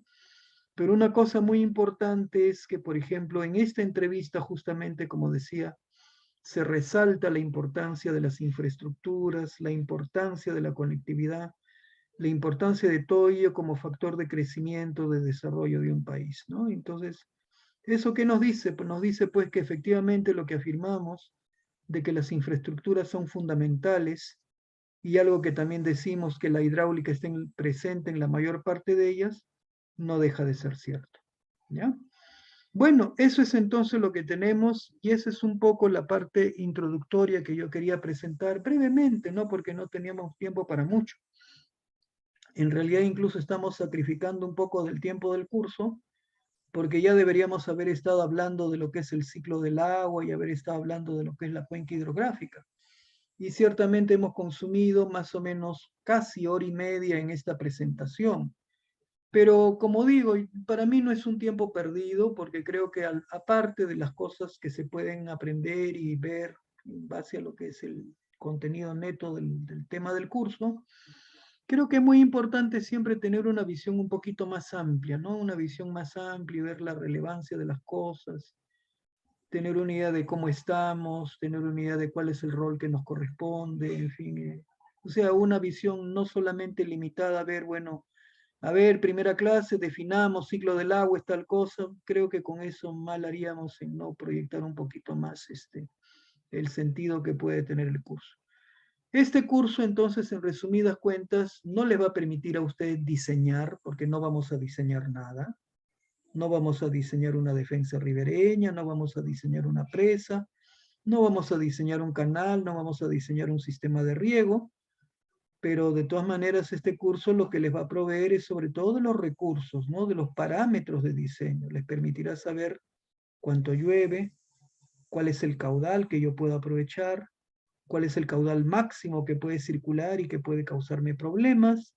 En fin, es lo que trataremos de ver, ¿no? A lo largo del curso, analizando los diferentes procesos del ciclo hidrológico. Bueno, y a eso es a lo que vamos a ir.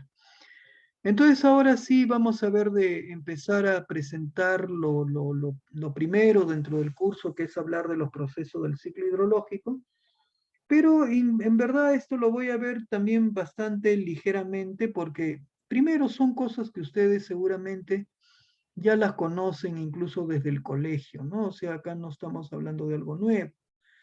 Y segundo, porque muchos de estos temas o lo que figura en la presentación incluso lo pueden ustedes perfectamente leer y entender y creo que no va a revestir mayor complejidad. Nos sabremos de detener en aquellas cosas que sí requieran una mayor explicación, mayor detalle, para poder asimilarlo y poder pues entenderlo cabalmente. Entonces, bueno, permítanme ahora compartir una siguiente presentación, creo, pero primero creo que quisiera ir cerrando algunas cosas porque tengo varios archivos abiertos y luego vamos a tener problemas para compartir cosas.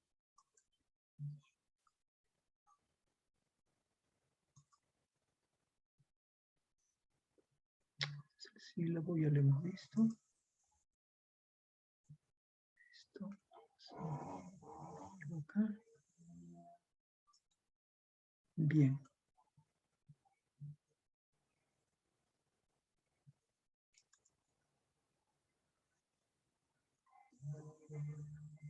Ok, bueno, entonces acá lo tenemos.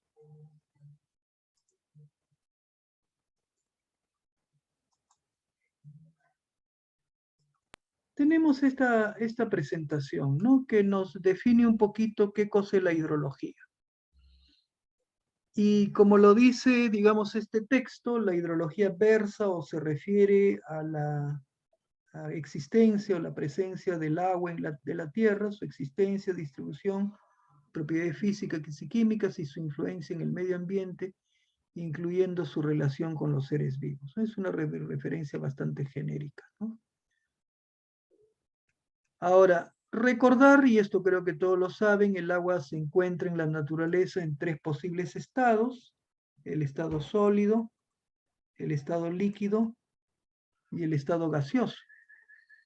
Y lo que podríamos ver incluso es cómo se distribuye el agua en las diferentes partes, ¿no? O sea, por ejemplo, si hablamos nosotros del agua de los océanos, representa el 97% y el agua dulce representa solo el 3%. Y esa agua dulce a su vez la tenemos distribuida como se muestra en el segundo círculo, en los casquetes de hielo y en glaciares. Por otro lado, en lo que es el agua subterránea o en lo que es el agua superficial. Y incluso el agua superficial la encontramos nosotros distribuida más o menos como se muestra en el tercer gráfico. Y justamente lo que más nos va a interesar, por lo menos a nivel del curso, es la gestión del agua superficial. Entonces alguien diría, pero ¿y esto representa una fracción pequeñita? Efectivamente representa una fracción pequeñita, pero es muy importante. Un segundito, me disculpan, por favor, un ratitito, disculpen, ¿no?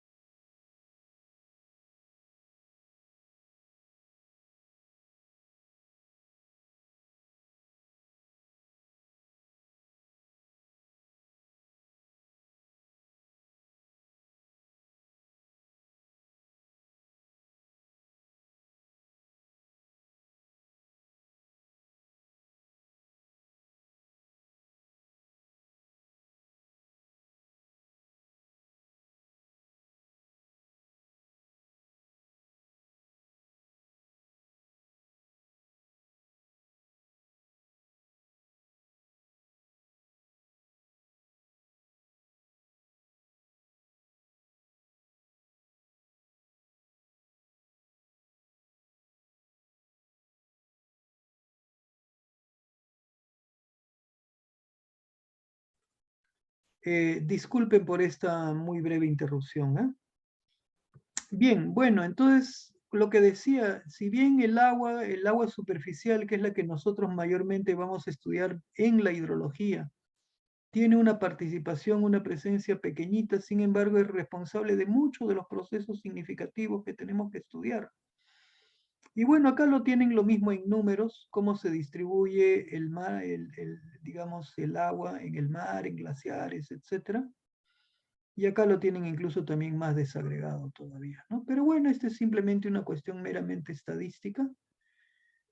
Ahora, ¿cuáles son las aplicaciones de la hidrología? De alguna manera lo hemos tratado de ver, pues, ¿no? Porque la hidrología lo que nos va a permitir es determinar parámetros de diseño, sobre todo, por ejemplo, saber cuánto llueve, saber cuánto escurre, saber cuánto se evapora, saber cuánto se infiltra, saber qué cantidad de agua yo puedo aprovechar para un proyecto, cuál es el caudal máximo que tengo que enfrentar y proyectar las obras de protección o obras de defensa, y eso va a estar referido a las diferentes aplicaciones de la hidráulica, ¿no? En obras de drenaje, en proyectos de irrigación, en control de la erosión, en temas de navegación, regulación de ríos, control de la polución, en fin, en aprovechamientos hidroeléctricos, o sea, en todas aquellas cosas en las que definitivamente pues está presente el agua, ¿no?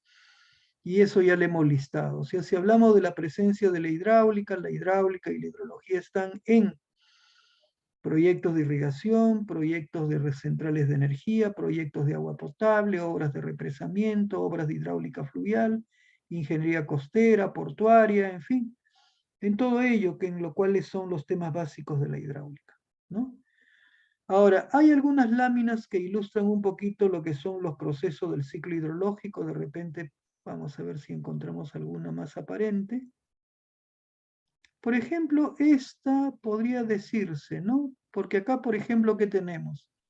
Se ilustra el proceso de evaporación, la evaporación desde espejos de agua, la evaporación desde lagunas o la evaporación desde el mar, ese vapor de agua o la evapotranspiración desde las plantas, el vapor de agua así generado se acumula en las nubes avanzan hacia la zona continental, se produce precipitación, la precipitación que se produce alcanza la superficie de la Tierra, parte genera escorrentía superficial a lo largo de los ríos, parte se infiltra como se muestra y alimenta lo que es el flujo de agua subterránea o el flujo a través de acuíferos, ¿no? Entonces ese es en esencia el ciclo del agua o el ciclo hidrológico, que ahí también lo tienen, ¿no? Lo tienen, hay diferentes láminas ilustrativas, acá también lo tienen y acá también lo tienen, ¿no? Entonces, básicamente son los procesos que tenemos que estudiar. El proceso de evaporación, el proceso de precipitación, el proceso de descarga o de escorrentía superficial, el proceso de infiltración y el proceso de flujo de agua subterránea. Eso es lo que nosotros tendremos que estudiar. Bueno, acá se hablan de algunas características que tiene el ciclo hidrológico, lo podrían revisar. Se hablan en sí de los procesos, la evaporación, la transpiración, la evapotranspiración, la condensación, la precipitación, la intercepción, el almacenamiento de depresión, la escorrentía, el flujo superficial, la infiltración, la percolación, que son en esencia los diferentes procesos que están integrados en el ciclo hidrológico. Entonces, todo eso creo que ustedes lo pueden perfectamente revisar. Hay algunas láminas más que hablan sobre la estructura de la atmósfera, que también creo que lo pueden ver. Y bueno, aspectos climatológicos que van a ser muy importantes en muchos casos, donde dentro de estos aspectos climatológicos, ¿qué nos habrá de interesar? Nos habrá de interesar, por ejemplo, la radiación solar, nos interesará la temperatura, nos interesará la presión atmosférica, la humedad relativa, la velocidad del viento, ¿no? Los tipos de vientos, bueno, y la clasificación de los vientos de acuerdo a la velocidad e incluso la insolación. Bueno, acá incluso se habla de los tipos de nubes, etcétera, ¿no? Luego se habla de lo que es la precipitación en sus diferentes formas, precipitación líquida a través de la lluvia o la llovizna, la precipitación sólida a través de la nieve y el granizo, y otras formas de precipitación que son las que también vamos a estudiar. Y algunos otros factores importantes en el estudio del clima, como es la altitud, la latitud, las características del suelo, y bueno, incluso el tema de insolación, ¿no? Según la orientación, incluso como se señala. Bueno, estos son entonces algunos conceptos introductorios, que en realidad son más que nada unas cuantas definiciones y explicación de algunos parámetros. Yo esto en realidad no quisiera detenerme, ¿no? Más bien yo lo que quisiera es, digamos, pedirles que ustedes lo lean. Lo pueden hacer en esta presentación o lo pueden hacer incluso hasta revisando sus apuntes que hayan llevado hasta en el colegio, ¿no? Cuando hayan llevado un curso de geografía y hayan visto lo que es el ciclo del agua. Estos son conceptos bastante simples, de muy fácil lectura, de muy fácil entendimiento. Nosotros esto lo vamos a dejar acá, con cargo, repito, a que ustedes revisen la presentación y bueno, incluso complementen con alguna lectura adicional todo lo que es la definición del ciclo del agua, de los procesos, de los factores que inciden en el clima, etcétera, ¿no? Y que con eso se tenga por lo menos esta parte inicial de alguna manera entendida. Ahí lo vamos a dejar. Más bien lo que vamos a pasar a ver es algo que sí ya nos llevará incluso por ahí en algún momento a hacer algún tipo de análisis y de cálculo más detallado, que es el estudio de la cuenca hidrográfica. Entonces vamos a ver eso.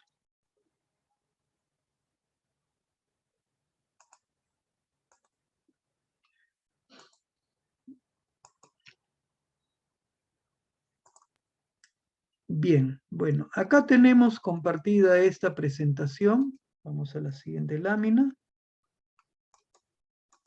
que nos dice la cuenca, perdón, esto vamos a, ¿qué pasó? La cuenca hidrográfica, ¿no? Esto es lo que tenemos compartido, la cuenca hidrográfica. Bueno, lo primero que tendríamos que hacer es ver de definir qué es la cuenca hidrográfica, ¿no? Es lo primero que tenemos que hacer. Repito, ver de definir qué cosa es la cuenca hidrográfica. Acá se está colando esta presentación. Un segundito, por favor.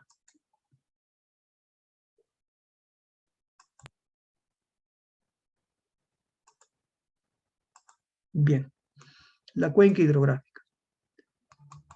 Y este estudio de la cuenca hidrográfica es importantísimo porque todos los procesos que nosotros vamos a tratar de analizar van a ser aquellos que ocurran dentro del ámbito, dentro de los límites de la cuenca hidrográfica. ¿Cómo se define la cuenca hidrográfica? Tal como se indica acá. Se define como el área de terreno donde todas las aguas caídas por precipitación se concentran para formar un solo cauce principal. Es decir, que corresponde a todo el área que drena hacia un río, hacia una quebrada, hacia un curso único de descarga, que lo podríamos más o menos ilustrar en esta vista. Por ejemplo, acá pueden ver ustedes, digamos, bueno, una determinada zona, se ha delimitado justamente la cuenca hidrográfica, lo pueden apreciar ustedes ahí, y vamos a justamente dar las pautas de cómo se delimita la cuenca hidrográfica, pero ustedes pueden ver de que, por ejemplo, esta cuenca, si vemos los colores, está distribuida, está dividida en 3 subcuencas. Una subcuenca que es la subcuenca baja o media, el punto de descarga de la cuenca es único, lo pueden encontrar en la parte inferior derecha. ¿Y qué pasa? Todo lo que llueve sobre esta región, de alguna manera se conduce para descargar por un único curso de descarga, que es el correspondiente al punto, a este curso de agua, a este río, a esta quebrada, que finalmente descarga por el punto de concentración o punto de salida. Ustedes pueden ver que hay una subcuenca baja o media y que llegando a la parte intermedia se abren dos ramales, un ramal que va hacia la parte superior que define una subcuenca y otro ramal que va hacia la parte de la izquierda que define otra subcuenca. Esas dos subcuencas a su vez son subcuencas colectoras que convergen y que se reúnen para luego discurrir el agua a lo largo de la subcuenca correspondiente a la parte baja o media y baja de la cuenca, ¿no? Entonces, esa es una cuenca hidrográfica, es la región donde todo lo que llueve se concentra para poder escurrir o descargar por un único punto de salida, por un único punto de descarga, por un único punto llamado punto de concentración. ¿Cómo se define esta cuenca? Los límites de la cuenca se define a través de las líneas de cumbres, siguiendo las líneas de cumbres. Y eso es lo que nos lleva a considerar lo que se denomina también el divortium aquarum, ¿no? Que es la línea de cumbres que nos separa lo que va a drenar hacia una cuenca y lo que va a drenar hacia una cuenca vecina. Bueno, esto para entenderlo un poquito mejor, vamos a tratar de hacerlo nosotros con una herramienta que es la herramienta del Google Earth, pero ciertamente una cosa que habría que decir es que todo lo que está asociado de limitación de cuencas formalmente en la actualidad se hace con el uso de, a ver, vamos a ponerlo acá en el chat, de algunos recursos computacionales. A ver, esto es everyone in the meeting. ¿Qué cosa es lo que normalmente se utiliza en la actualidad? Se utiliza el ArcGIS, o se utiliza también el QGIS. El ArcGIS es un software de pago, el QGIS es un software gratuito. Y estos se utilizan en la actualidad para hacer todo lo que es el modelamiento digital del terreno y con ello poder efectuar la delimitación y la determinación de las características de una cuenca hidrográfica. Anteriormente se hacía normalmente con cartas nacionales, se hacía de forma manual, pero actualmente como existen incluso pues representaciones digitales de todo lo que es la superficie terrestre, prácticamente toda la Tierra está representada digitalmente, entonces ya se utiliza justamente toda esa información y hay programas de procesamiento que son, como digo, el ArcGIS y el QGIS. Nosotros en el curso no lo vamos a ver, pero ciertamente si cualquiera de ustedes mañana más tarde quisiera realizar estudios de hidrología, tendría que tener familiaridad sea con el ArcGIS o el QGIS para lo que es particularmente todo el manejo y delimitación de la cuenca y la determinación de sus características. Bueno, nosotros lo que vamos a tratar de ver es el Google Earth y vamos a tratar de delimitar una cuenca con el auxilio del Google Earth. Lo trataremos de hacer acá en línea. A ver, un segundito, por favor, vamos a ver de compartir.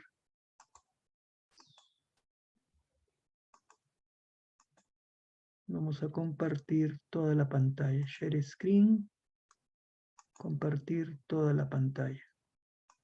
Bien. Y bueno, ahora ¿qué vamos a hacer? Vamos a irnos a Google Earth. Espero que lo tengamos por acá. Aplicaciones. Claro, vamos a verlo.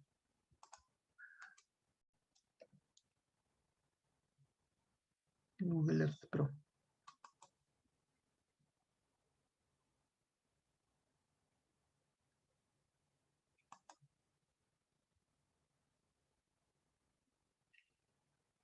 Bien.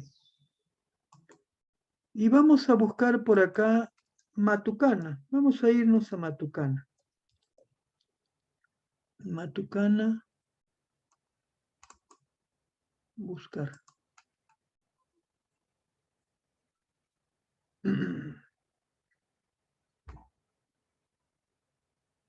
Bueno, por acá hay una cuenca delimitada que se ve que en algún momento lo hemos hecho, pero bueno, vamos en todo caso a buscar alguna otra cuenca por ahí que pudiéramos igualmente tratar de delimitarla.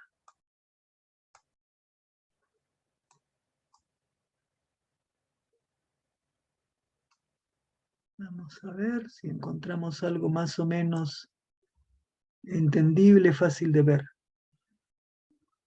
De repente tomamos alguna de ellas y la eliminamos. Eliminar.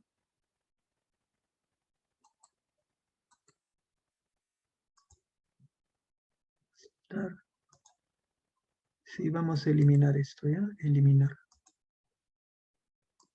Eliminar. Y vamos a ampliar. Lo que pasa es que quiero ilustrar algo que sea más o menos entendible porque puedan visualizarlo con cierta facilidad.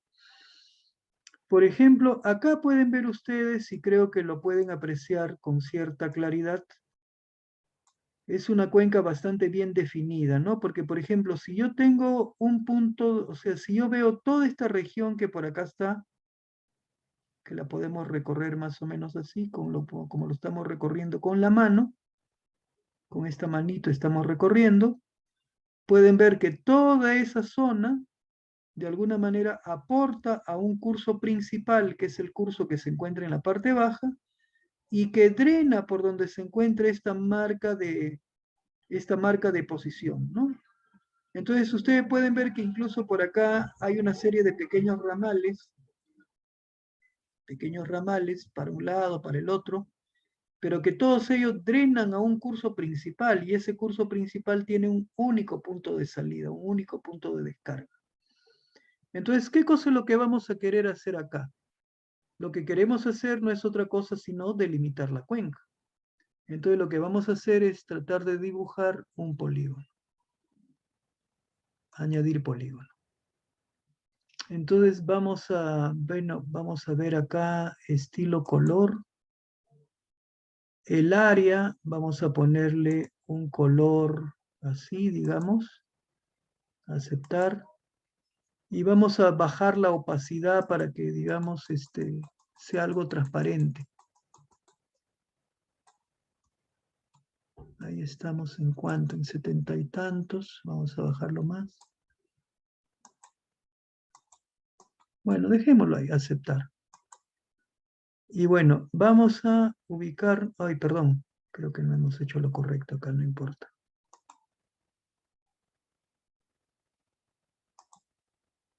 Ya está, ahí. Ok.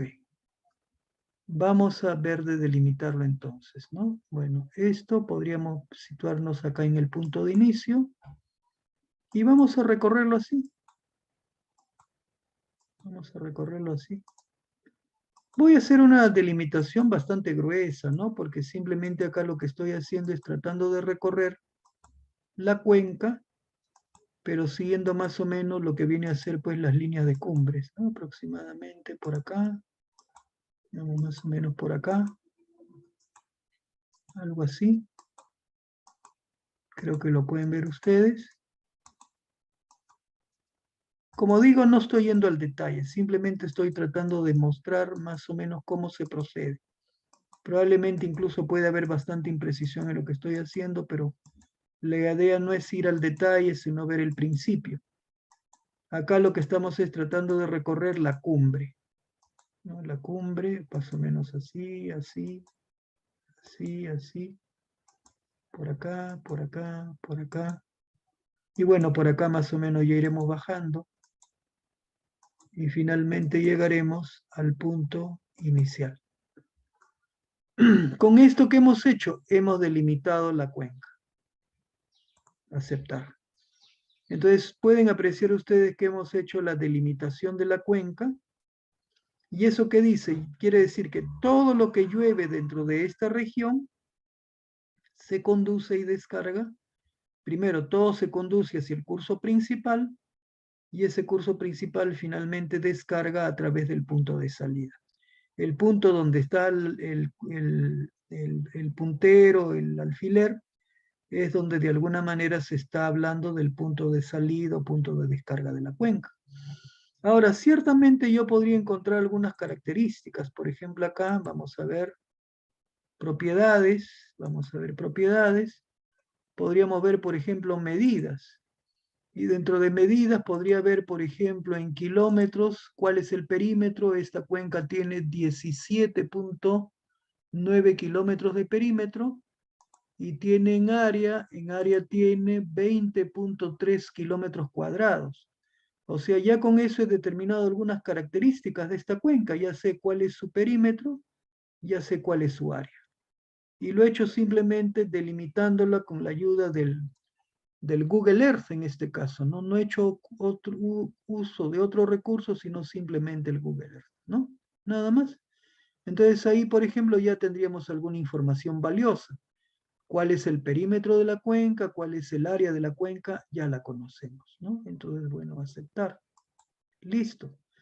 Ahora, yo quisiera saber, por ejemplo, cuál es la pendiente media de la cuenca o cuál es la longitud de toda la cuenca. Entonces ahí ya no añado una flecha, o perdón, un polígono, sino más bien lo que añado es una ruta. Vamos a añadir una ruta. Y vamos a ponerla de un color bastante vistoso, bastante claro para que se pueda identificar. Entonces partimos de acá. Partimos de ahí y vamos a ir recorriendo la cuenca, recorriendo el curso principal. Vamos recorriendo el curso principal, como se muestra. ¿De acuerdo? Estamos recorriendo por ahí. Bueno, nuevamente lo estamos haciendo de una forma solo aproximada. Por acá, venimos por acá, subimos por este lado. Subimos por acá, subimos por acá. Y llegamos hasta lo que más o menos debe ser casi la parte más alta de la cuenca, por ahí, ¿no? Entonces ustedes pueden ver que, por ejemplo, en este punto estamos hablando de 4.369 metros. Lo pueden leer en la parte inferior derecha, dice 4.369 metros. Y en la parte baja, más bien ahí tengo 1.806. Entonces tengo ya la cota menor, 1.806, 1.805, 1.806, y tengo la cota mayor, 4.397. Ahora, ¿qué otra cosa podría haber también? Podría haber, bueno, acá vamos a aceptar acá, podría haber incluso las medidas, ¿no? Podría haber, por ejemplo, que la longitud de la cuenca, la longitud de este curso, diríamos, es 7.13 kilómetros. Pueden ver ustedes, repito, que la longitud es 7.13 kilómetros. Entonces ya he determinado características adicionales. Tengo la cota menor, tengo la cota mayor, tengo la longitud, con ello puedo hallar la pendiente media. Puedo determinar cuál es la pendiente media. De hecho, si tomamos nota de los valores, por ejemplo, tomamos en cuenta la cota menor, que como dijimos es 1.805 aproximadamente. Tomamos la cota mayor, que la cota mayor dijimos que era más o menos 4.390, ¿no? 4.390. Y por otro lado tenemos la longitud, que es 7.13 kilómetros. Cualquiera de ustedes podría calcular y darme cuál es el valor de la pendiente. ¿Quién me podría decir cuál es la pendiente, por favor? ¿Cuánto vale la pendiente? La pendiente promedio. Porque sería diferencia de cotas, o sea, 4.890, 4.390, ¿no? 4.390, sí, 4.390 menos 1.805. Y eso dividido entre 7.130. Eso dividido entre 7.130, ¿no? No sé si alguien me puede dar, por favor, la pendiente. ¿Cuánto sale? 36%, ¿no? Entonces, si se dan cuenta, es una cuenca con una pendiente bien fuerte. Es una cuenca que tiene una pendiente altísima, ¿no? 36% de pendiente, es una pendiente enorme. Pero bueno, ya hemos determinado las características básicas de la cuenca. Y entonces, una cuestión importante en todo esto es que se entienda, pues, que la delimitación se hace siguiendo las líneas de cumbres. Porque esto, ¿qué cosa es lo que nos quiere decir? Bueno, acá vamos a aceptar. Lo que nos quiere decir es que, por ejemplo, si hubiera una gota de lluvia que cae donde está mi mano, entonces el agua esa gota de lluvia que cae drena hacia el curso principal de la cuenca. Pero si la gota de lluvia caera ahora donde se encuentra ahora mi mano, ya el agua ya no drena hasta esta cuenca, sino drena hacia la cuenca vecina. ¿no? El agua más bien drena hacia la cuenca vecina, ¿no? Entonces, eso nos dice cuáles son, eso nos dice pues que la frontera o el límite de la cuenca queda establecido por lo que se conoce como Divortium Aquarum, o si se quiere, lo que es la línea de cumbres. Bueno, sobre delimitación de la cuenca ya no vamos a hablar más. Eso creo que ustedes lo podrían ver, digamos, bueno, lo pueden hacer practicando con el Google Earth.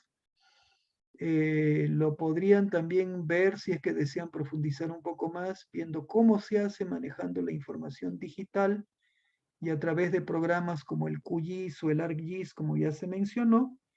Y más bien nosotros, en realidad ya, bueno, ahorita son las 9:57, ya no tenemos mucho que poder avanzar, pero vamos a ver, creo que tenemos compartida toda la pantalla. Si regresamos acá a la cuenca hidrográfica, bueno, se habla de la delimitación, que como ya se dijo, se hace siguiendo la línea divisoria de aguas o Divortium Aquarum, y que bueno, de todas maneras pueden ocurrir algunos procesos, ¿no? Como por ejemplo que llueva como se muestra, pero que luego haya una suerte de trasvase, ¿no? A través de un estrato permeable que el agua circule y pase a la otra cuenca.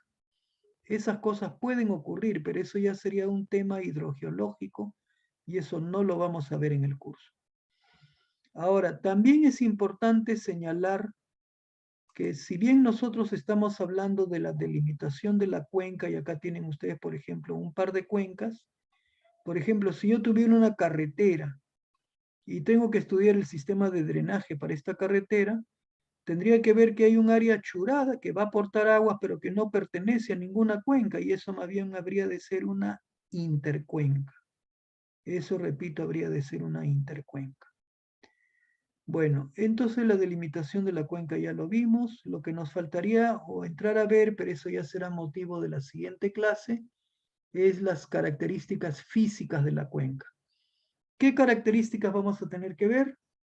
El área de la cuenca, la forma de la cuenca, bueno, todo lo que tiene que ver con el sistema de drenaje o cursos de agua, el relieve de la cuenca, que va a ser una parte muy importante, la pendiente, la curva isométrica, la altitud media, y toda la influencia que tiene la presencia de glaciares, cobertura vegetal o presencia de lagunas, ¿no?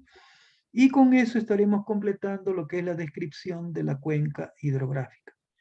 Pero bueno, eso ya será tema que tengamos que revisar nosotros en la siguiente clase, ¿ya? Entonces, por hoy creo que llegamos hasta acá. En el curso hemos avanzado poquito, creo que gran parte ha sido más bien presentación e ilustración de la significancia que tiene la hidrología, la hidráulica y los proyectos de infraestructura. Y bueno, ya la temática del curso propiamente ya continuaremos pues ya en mucho más detalle en la siguiente clase, ¿no? Por hoy nada más, son las 10 de la mañana, no me queda sino agradecerles por su participación.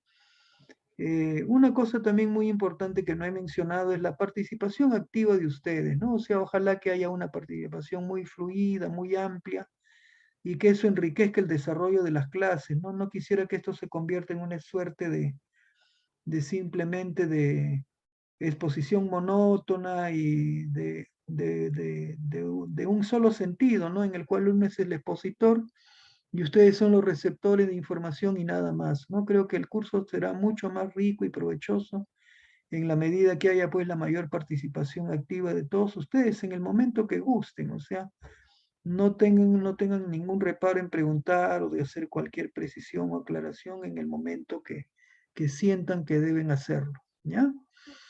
Bueno, nada más por mi parte, si hay algo por parte de ustedes, no sé si alguien tiene algún comentario antes de cerrar la sesión. No sé si alguien tiene algún comentario. Si no fuera el caso, pues simplemente ahí terminamos. Con carno a vernos pues la próxima semana, ¿no? Por acá en el chat creo que han colocado algo. Para las evaluaciones, una calculadora programable. Bueno, una computadora más que una calculadora programable, ¿no? Yo diría que el Excel es fundamental en muchas cosas, ¿no?